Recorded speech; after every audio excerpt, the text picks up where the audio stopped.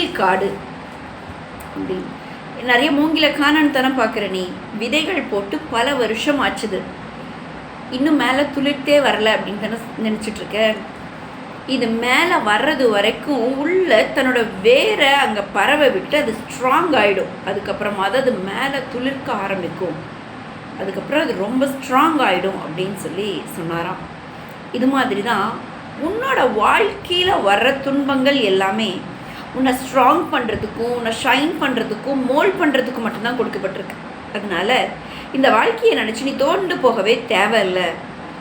அந்த மூங்கிலோட விதை எப்படி அது வெளியில் உள்ள அப்படியே வேறெல்லாம் பறவை விட்டுட்டு மேலே துளிர்க்க ஆரம்பிச்சதோ அது மாதிரி நீயும் உன்னை ஸ்ட்ராங் ஃபவுண்டேஷன் பண்ணிட்ட அப்படின்னா எந்த பிரச்சனை வந்தாலும் உன்னை அசைக்க முடியாது.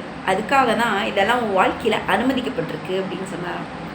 நீங்களும் எதையாவது நினச்சிட்டு புலம்பிக்கிட்டு எனக்கு மட்டும் ஏன் அப்படின்லாம் யோசிச்சுட்டு இருக்கீங்களா?